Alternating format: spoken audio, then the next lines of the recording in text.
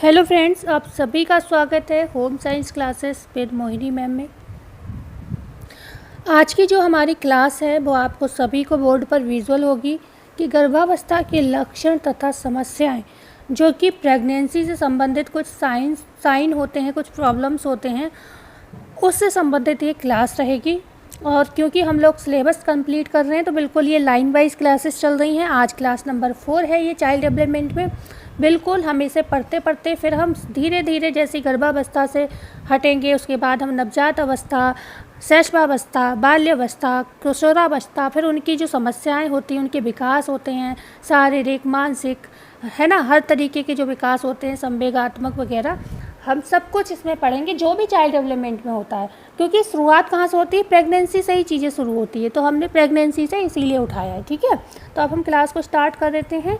आप लोग नए हैं तो चैनल को सब्सक्राइब जरूर करिएगा, जिससे हमारा मोटिवेशन हमेशा आखिर आपके लिए सपोर्ट करने के लिए, अच्छी अच्छी क्लासेस लाने के लिए बना रहे। ठीक है, तो हम क्लास को शुरू करते हैं।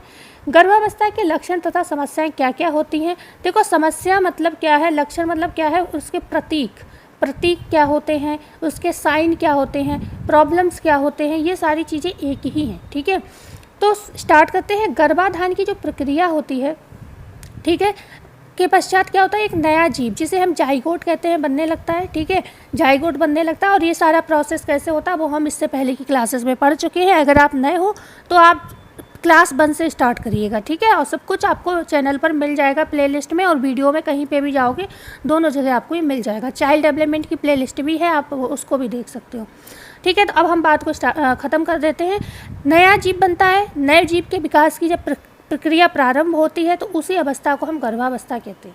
ठीक है, गर्भावस्था जो होती है, जब जाइगोट बनता है तब ये कहाँ चला जाता है, हमारे गर्भाशय में चला जाता है। क्योंकि जाइगोट की प्रक्रिया कहाँ होती है, ये तो होती है हमारे जो नलिका होती है, अंडवाहिनी नलिका होती है, उसमें होती है। क्योंकि शुक्राणु अंडाणु से अंडवाहिनी नलिका में मिलता है, तभी जब जाके इसका स्थापन होता है, उस प्रक्रिया को हम आरोपण कहते हैं। जब ये जाइगोट कहाँ पहुँच जाता है, हमारे गर्भाशय में पहुँच जाता है। ठीक है, तो इस यहाँ से शुरू हो जाता है गर्भावस्था, प्रेगनेंसी अवस्था। ठीक है, अब बात करेंगे जो नए जीव के विकास क्रम में गर्भवती को अनेक लक्षण महसूस होते हैं, जिन्हें हम गर्भावस्था के लक्षण के रूप में, प्रतीक के रूप में जानते हैं। ठीक है, तो इतनी बात, तो इसमें कुछ नया और कुछ अजीब नहीं था, सब नॉर्मल सी चीज़ें आप समझ गए होंगे।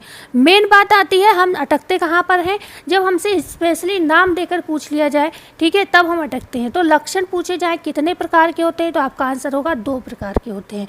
ठीक है, कितने प्रकार के लक्षण? 2 प्रकार के होते हैं। कौन कौन से लक्षण होते हैं? एक तो प्राइमरी सिम्टम्स होते हैं, और दूसरे जो हमारे होते हैं, कह सकते हैं सेकेंडरी सिम्टम्स होते हैं। तो प्रातीतिक लक्षण कहते हैं हम प्रथम वाले को, ठीक है, और वैश्विक लक्षण कहते हैं हम दूसरे वाले को। मतलब कितने प्रकार के लक्षण होते हैं गर्भावस्था के?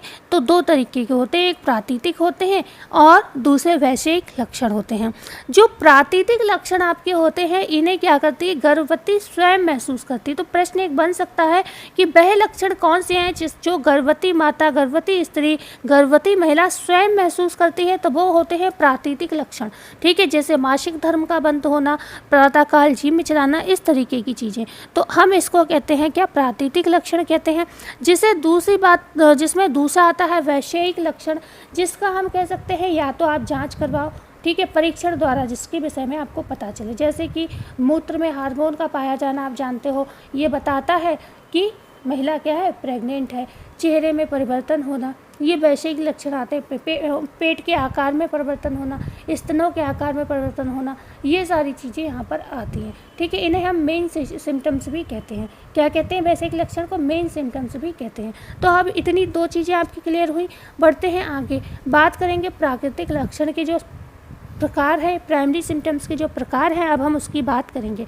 देखो, एक तो सबसे पहला मासिक धर्म बंद होना, है ना। मेंस्ट्रुअल साइकिल क्या होता है, प्रेगनेंसी में बंद हो जाता है, क्योंकि वो जो रक्त होता है वो अंडे के निर्माण के लिए ही बनता है। जब उसे अंडा मिल जाता है तो क्या होता है, मासिक धर्म बंद हो जाता है। जब अंडाणु शुक्राणु नहीं मिलते हैं, अंडा नहीं परिपक्व होता, उस समय मासिक धर्म के रूप में ये निकल जाता है बाहर। ठीक है, तो जो मासिक धर्म होता है, इसका निर्माण ही अंडे के विकास के लिए होता है।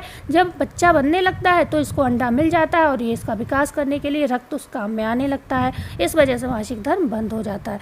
दूसरा होता है प्रातःकालीन जी में चलाना, जिसे हम कहते हैं मॉर्निंग सिकनेस। तीसरा है बार बार मूत्र त्याग की इच्छा होना।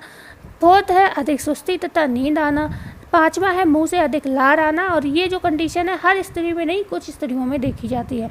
और योनि का जो स्राव होता है वो अधिक बढ़ जाना, क्योंकि ये नॉर्मल कंडीशन में कम होता है और गर्भावस्था में कहते हैं ज़्यादा होता है। ठीक है, बात करते हैं थोड़ा सा मासिक धर्म का बंद होना ये क्या है, इसके विषय में जानते हैं। ये गर्भावस्था का प्रमुख लक्षण होता है। सबसे पहले हमें तभी महसूस होता है कि प्रेगनेंसी है क्योंकि जब हमारा जो पीरियड है वो नहीं आता। ठीक है, तो ये प्रमुख लक्षण माना जाएगा, इसे नोट कर लीजिएगा। प्रमुख लक्षण कौन सा है, यही वाला है। आगे हम बात करेंगे, पर इसको तभी विशेषणीय माना जाता है जब कोई शारीरिक कमजोरी, बीमारी, खून की कमी, संवेगात्मक तनाव इत्यादि ना हो। कई बार ऐसा भी होता है कि महिला को बहुत सारी फैमिली कहते हैं ना, ससुराल अच्छी ना मिले या कुछ समस्याएं हो, तो बहुत सारे तनाव वगैरह भी हो सकते हैं। वो फिजिकल कमज़ोर भी हो सकती है, उसके शरीर में फिर खून की कमी भी हो सकती है, कुपोषित हो सकती है।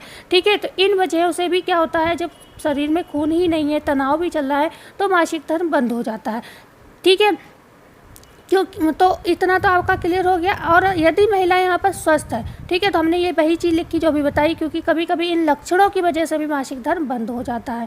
लेकिन यदि महिला स्वस्थ है तो क्या होगा, तो जिनका मासिक धर्म हमेशा नियमित रहता है, स्वस्थ भी है, मासिक धर्म हमेशा नियमित रहता है, उनकी मासिक धर्म की तिथि यदि 10 से 15 दिन अधिक हो जाए तो उसे ये समझ लेना चाहिए कि वह गर्भवती हो गई है। ऐसी स्थिति में उसे तुरंत क्या करना है, चिकित्सक से परामर्श लेना चाहिए। ठीक है, तो हर चीज़ को नोट करते जाइए। मैंने सारा नहीं छापा है कि पूरी बुक छापी, मैं वो इम्पोर्टेंट लाइन लाई हूँ उठाकर जो कि आपको नॉलेज भी हो जाए और आपसे अगर एग्जैक्ट आंसर पूछा जाए तो आप बता भी दो। ठीक है ना, तो यहाँ पर पूरी रामायण मैंने नहीं लिखी, मैं बहुत थोड़ा थोड़ा कंटेंट छाट के लाई हूँ कि आपका टॉपिक भी क्लियर हो जाए और आपको बहुत ज़्यादा रामायण भी ना पढ़ना पड़े, पर फिर भी थोड़ा टॉपिक लेंदी है। ठीक है, तो ध्यान से पेशेंस से बैठिएगा और क्लास को पूरी देखिएगा, बहुत इंपॉर्टेंट ये क्लास है।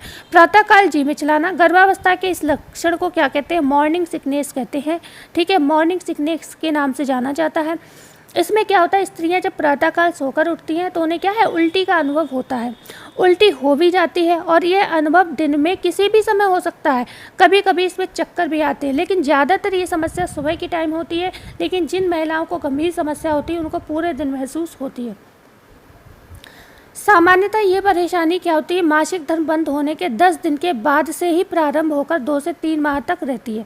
कई बार ऐसा भी होता है हम आम जिंदगी में कि पीरियड को इंसान नॉर्मल लेता है, कि मतलब उन्हें लगता है कि ऐसा कुछ नहीं होगा, अभी हमारी प्रेगनेंसी वगैरह नहीं होगी, और पीरियड नहीं आता तो वो लोग सोचते हो सकता है किसी वजह से बढ़ गई है डेट थोड़ी, है ना। लेकिन उन्हें जब वॉमिट सी, चक्कर सा कुछ फील होता है तब उन्हें टेंशन होती है कि मुझे वॉमिट क्यों आ रही है, मुझे चक्कर क्यों आ रहे, तब वो चेक करते हैं, तब उन्हें पता चलता है कि उनको क्या है, प्रेगनेंसी है। ठीक है, तो एक चीज़ हमेशा इनके ज़्यादा इसमें क्या इंपॉर्टेंट है, ज़्यादा इसमें इंपॉर्टेंट है जो नंबर्स दिए हुए हैं, क्योंकि जब नंबर्स सीधे पूछे जाते हैं तो हम भूल जाते हैं। नॉर्मल चीज़ें तो हम सभी जानते हैं कि सुबह के टाइम उल्टियाँ भी होती हैं, घबराहट भी होती है, चक्कर भी आता है, ये तो सभी के घर में चीज़ें होती हैं, हर किसी के घर में भाभी होती हैं, हर किसी की दीदी होती हैं, या वो खुद भी, आप लोग तो होम साइंस को ज़्यादातर खुद भी शादीशुदा हो तो इन चीज़ों से गुजर ही चुके होंगे। ठीक है, तो नॉर्मल क्या आता है, जब एग्जैक्ट नंबर पूछ लिया जाए तो ये नंबर जो भी मैंने दिए इनको जरूर पढ़ते चलिएगा। तो सामान्यतः ये परेशानी मासिक धर्म बंद होने के कितने दिन बाद, 10 दिन बाद शुरू हो रही है। ठीक है, और कितने समय तक चल रही है, 2-3 माह तक चलती है, मतलब 10 दिन बाद शुरू होती है और 2 से 3 माह तक ये समस्या रहती है, उल्टी वाली, घबराहट वाली। ये एक प्राकृतिक परिवर्तन है, इससे भयभीत होकर घबराना नहीं चाहिए, क्योंकि तनाव व चिंता से क्या होगा, इसमें और वृद्धि हो जाएगी। ठीक है ना, तो समझ में आ गया कितना, 2 से 3 महीने याद रखना तक चलती है उल्टियाँ और 10 दिन बाद शुरू होती है। ठीक है, प्रेगनेंसी के। तो इसलिए ये डेट ज़रूरी है। कई बार क्या होता है, लोगों को आगे तक उल्टियाँ वगैरह होती रहती हैं, तो वो क्या है, एक फिर गंभीर समस्या है, उसके लिए डॉक्टरी इलाज ज़रूरी है, क्योंकि प्रेगनेंसी में उल्टियाँ हमेशा नहीं होती हैं, 2 से 3 महीने तक महसूस होती है, क्योंकि जिस समय तक बच्चा थोड़ा हल्के रूप में पेट में होता है उस समय ज़्यादा ये महसूस होता है, और नई नई चीज़ आती है पेट में, तो मतलब शारीरिक परिवर्तन होते हैं जिस वजह से ये चीज़ें होती हैं। कभी कभी ये परेशानी उग्र रूप धारण कर लेती है और गर्भवती स्त्री को जो कुछ भी खाती पीती है तत्काल वह सब बमन मतलब उल्टी में निकल जाता है, वॉमिटिंग में निकल जाता है। तो ये क्या उग्र रूप हो गया। इस दशा में चिकित्सक से परामर्श लेना चाहिए, क्योंकि इससे शारीरिक कमजोरी बढ़ती है, जिससे बच्चों के विकास में भी क्या होगा, बाधा पहुंचेगी, है ना। जब आपका खाया पिया सब निकल जाएगा तो आपका भी विकास प्रभावित होगा और साथ ही साथ बच्चे का भी, और फिर क्या है, बच्चा भी कुपोषित पैदा होगा और जन्म के समय बहुत सारी समस्याएं हो सकती हैं कमजोरी के कारण। कारण क्या है इसके भाई, मॉर्निंग सिकनेस के, जो सुबह के टाइम जो वॉमिटिंग होती है, ठीक है। चिकित्सकों के अनुसार इस कष्ट का कारण शरीर में होने वाले आंतरिक परिवर्तन और अंतःस्रावी ग्रंथियों की क्रियाशीलता तथा गर्भवती स्त्री की घबराहट, भय व चिंता हो सकते हैं। अब ये एक एक पॉइंट इंपॉर्टेंट है। कभी ये प्रश्न बन सकता है कि गर्भावस्था में जो मॉर्निंग सिकनेस या जो सुबह के टाइम उल्टी होती है, दिन में उल्टी होती है, उसके क्या कारण एवं लक्षण हो सकते हैं। तो क्या बताया है, एक तो आंतरिक जो परिवर्तन होते हैं, दूसरा अंतःस्रावी जो ग्रंथियां होती हैं उनकी क्रियाशीलता, तीसरा गर्भवती स्त्री की जो घबराहट, एक चिंता होती है बच्चे को लेकर, खासतौर से फर्स्ट बेबी में ज़्यादा होती है, डर चिंता भय कि पता नहीं क्या होगा कैसे होगा, है ना। तो ये सारी चीज़ें होती हैं, तो इसको नोट करते चलिए। ओके, अब आप इसमें उपचार क्या देंगे, ये टॉपिक थोड़ा सा बड़ा है, पढ़ लीजिए, ठीक है। उपचार इसका क्या है, सामान्यतः इस अवस्था को स्वाभाविक रूप से स्वीकार किया जाए। सबसे बड़ा उपचार तो यही है कि घबराना नहीं है भाई, ये नॉर्मल चीज़ मानकर उसे ख़त्म कर दिया जाए। ये नहीं है एक वॉमिट हो गई अब आप बिस्तर पकड़ लिए कि अरे मुझे उल्टी हो रही है, बस कोई मतलब पूरा घर फिर आपकी सेवा कर रहा है। कुछ लोगों, कुछ महिलाओं में ये चीज़ें होती हैं, पर ये चीज़ें सही नहीं होती, ठीक है। प्रातःकाल बिस्तर उठने से पूर्व 1-2 बिस्किट, ब्रेड या भुने चने खाने चाहिए। इसके बाद ही तरल पदार्थ, पानी, चाय, कॉफ़ी लेना चाहिए। अब बात आप समझे, जैसे हम लोग सुबह उठकर ज़्यादातर थोड़ा पानी पीते हैं, कुछ लोगों की आदत होती है वो चाय पीते हैं या कॉफ़ी, ठंड के दिन होते हैं तो ज़्यादातर हम लोग कॉफ़ी प्रेफर करते हैं। तो ये वाली चीज़ें पहले नहीं करनी है। अब आपको इसमें क्या करना है, पहले आपको 2-1 बिस्किट या भुना चना, ब्रेड, जो भी चीज़ आपको सही लगती है आपके हिसाब से, कंडीशन के हिसाब से, थोड़ा खासतौर से कार्बोज युक्त जो चीज़ें होती हैं, ठीक है, आटे ऊटे वाली, ये सारी चीज़ें, जैसे भुने चने को भी पीसोगे तो आटा ही बनेगा, है ना। तो ऐसी वाली चीज़ें जो होती हैं उन्हें आप खाओ तो ज़्यादा सही, क्योंकि एक तो हेल्दी होती है ये, ठीक है ना। तो पहले ये चीज़ें खा लेनी चाहिए, उसके बाद ही पानी, चाय, कॉफ़ी पीना चाहिए, क्योंकि ज़्यादातर पानी वानी पीने से ही उल्टियाँ होती हैं। यदि वमन होने के बाद भी जी मिचलाता रहे तो थोड़ा क्या, पेपरमिंट, ये लाइन इंपॉर्टेंट है, पेपरमिंट मुंह में डाल लेने से क्या होगा, आराम मिलता है, ठीक है। ओके, क्या पेपरमिंट से मतलब मुंह में डालने से आराम मिलेगा उल्टियों में। अब हम बात करते हैं 4 नंबर की।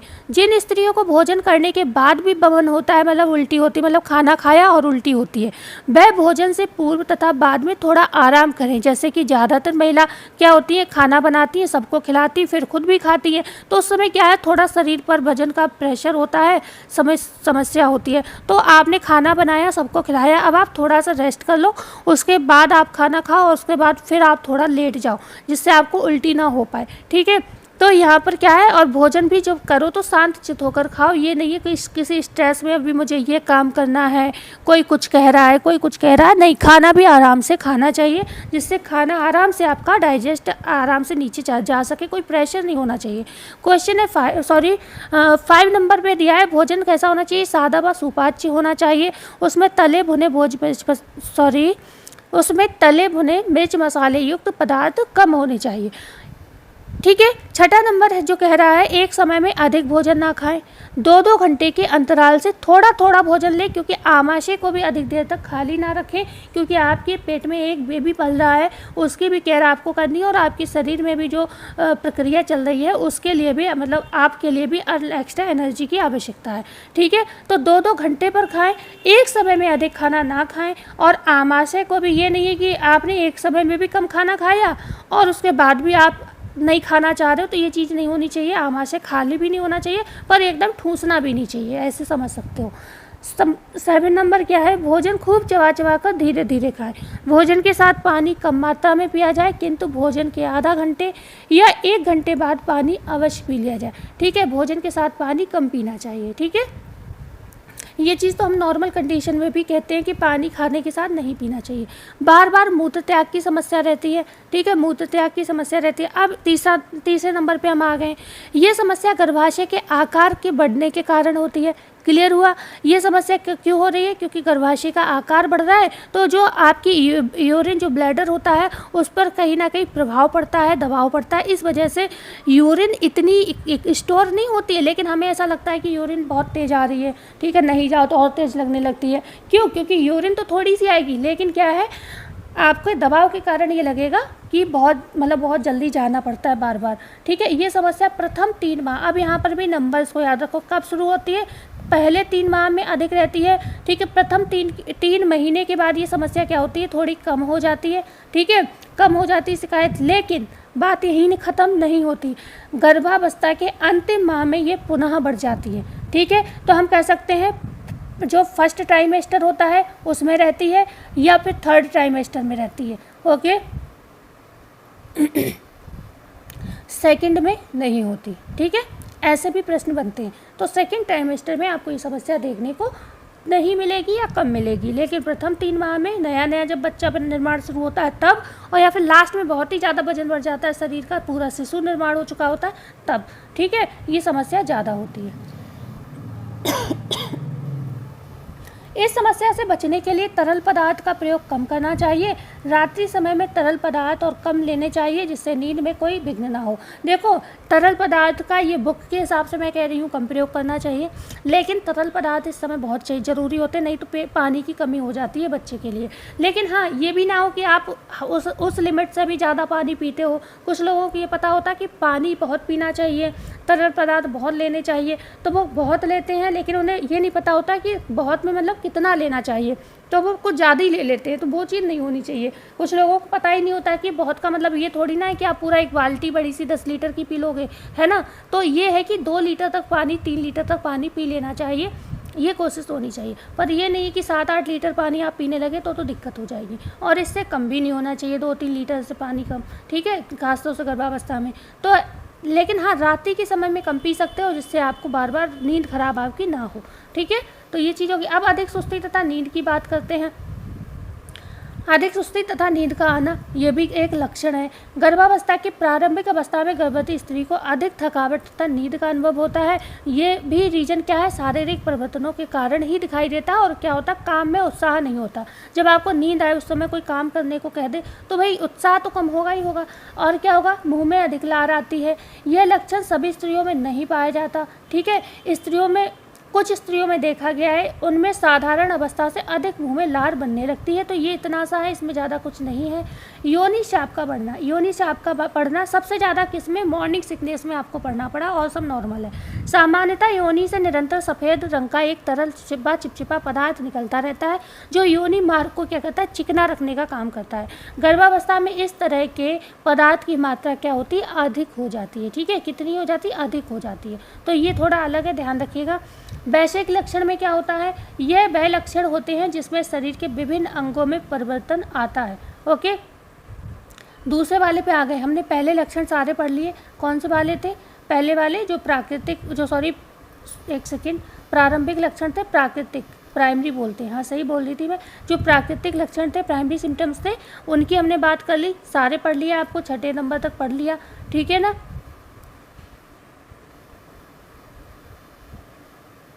ओके, अब हम बात करते हैं किसकी? वैश्विक लक्षण क्या होते हैं, थोड़ा इनके विषय में जानते हैं। ये वह लक्षण होते हैं जिसमें शरीर के विभिन्न अंगों में परिवर्तन आता है, जैसे कि आपके चेहरे में परिवर्तन होना, दूसरा पेट के आकार में परिवर्तन होना, ठीक है। तो चेहरे में परिवर्तन होना आप सभी जानते हो, इस समय क्या होता है आपको पता है।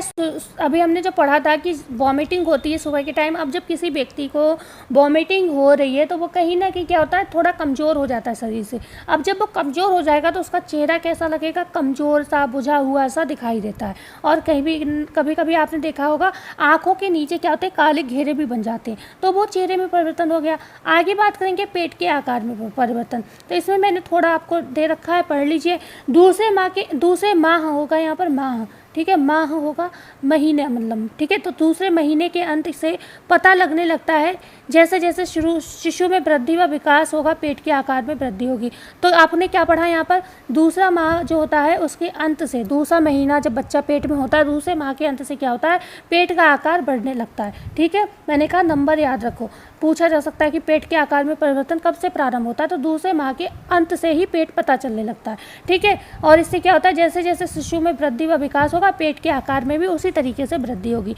2 माह में पेट का आकार चपटा, ध्यान रखिएगा, दूसरे माह में कैसा हो रहा है, पेट का आकार चपटा हो रहा है। तीसरे माह में क्या हो रहा है, पेट के ऊपर की ओर बढ़कर अंडाकार हो जाता है। तीसरे माह में कैसा शेप बन रहा है, अंडाकार हो रहा है। दूसरे माह के अंत में क्या हो रहा है, पेट चपटा हो रहा है। ठीक है, तो ये चीज़ें हो सकता है कंफ्यूज करने को पूछ लिया जाए, क्योंकि इतना डीपली नहीं याद रखता है कोई। 5वें माह के अंत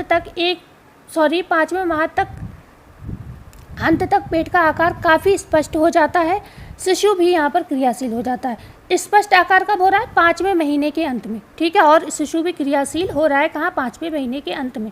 ठीक है, हालांकि कहीं कहीं 4 महीने में भी पेट में जो है बच्चा हल्का हल्का सा फील होने लगता है, लेकिन यह है 5वें महीने से खूब अच्छे से पता चलने लगती है। ठीक है, और 9 महीने में तो खूब 9 महीना जब या 8 महीना क्रॉस करता है तो बच्चा खूब हिलता है पेट में। गर्भवती शिशु के हृदय की धड़कन भी यहाँ पर प्रारंभ हो जाती है।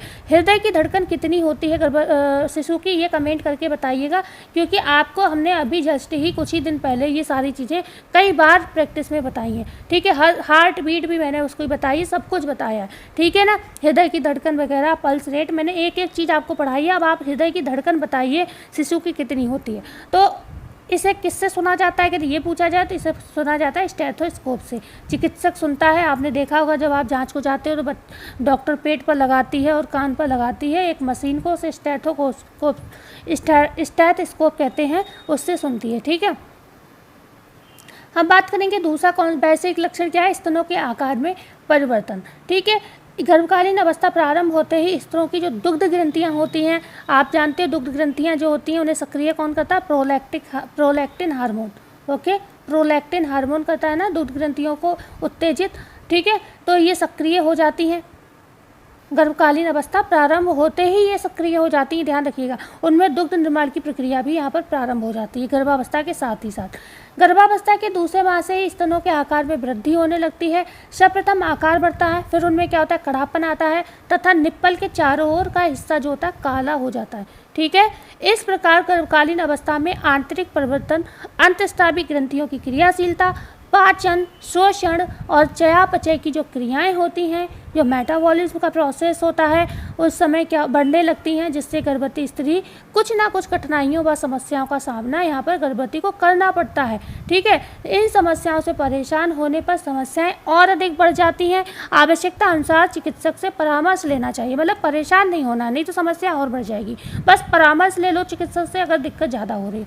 बकाया आप क्या कर सकते हो, संतुलित व पौष्टिक भोजन लें, विश्राम करें, मन को खुश रखने का प्रयास करें, जैसे कि मनोरंजन के लिए कुछ अच्छी धार्मिक पिक्चरें देखें तो ज़्यादा अच्छा है। ठीक है, और साथ ही साथ जो आपकी मनोरंजन की किताबें वगैरह हैं, आपको जो चीज़ अच्छा लगता है, कढ़ाई बुनाई सिलाई वाला, जो नॉर्मल बहुत ज़्यादा प्रेशर ना हो आपके पेट पर और आपकी कमर पर, नॉर्मल आप कर सको अपनी खुशी से। ठीक है, वो काम करो जिसमें आपका इंटरेस्ट हो। ठीक है, रुचि का कोई हल्का फुल्का कार्य करना चाहिए जिससे मन प्रसन्न रहे, क्योंकि खाली दिमाग कहते हैं ना शैतान का घर, तो परेशानियां अधिक महसूस होती हैं। ठीक है, बकाया चीज़ें नॉर्मल होती हैं, इनमें घबराना नहीं चाहिए। और ऐसा भी नहीं है कि सारे लक्षण सभी गर्भवती में होती हैं, कुछ लक्षण किसी गर्भवती में होते हैं, कुछ लक्षण जो होते हैं कुछ गर्भवती में होती हैं। तो आज हम क्लास को यहीं पर समाप्त करते हैं, क्योंकि ये क्लास बहुत लंबी हो जाएगी, क्योंकि यहाँ पर जो आपको दिए हुई हैं गर्भावस्था की समस्याएं, ठीक है, इसमें भी अभी काफ़ी कुछ पढ़ना है, तो ये क्लास बहुत लंबी हो जाएगी। और आप बहुत अच्छे से जानते हो इतनी लंबी क्लास आपसे बेहतर आपके विषय में कौन जाता होगा। आप खुद पढ़ाई अभी इतनी नहीं कर रहे हो कि आप इतनी लंबी क्लास देखो। ठीक है, तो आज हमने गर्भावस्था के लक्षण पढ़ लिए, कल हम इनकी समस्याएँ पढ़ लेंगे। ज़्यादा कुछ टेंशन वाली चीज़ नहीं है, आराम से सारा सिलेबस हम कंप्लीट कर लेंगे। तो मिलते हैं कल की वीडियो में। जाते जाते चैनल को लाइक करिएगा, शेयर करिएगा और सब्सक्राइब जरूर करिएगा। धन्यवाद।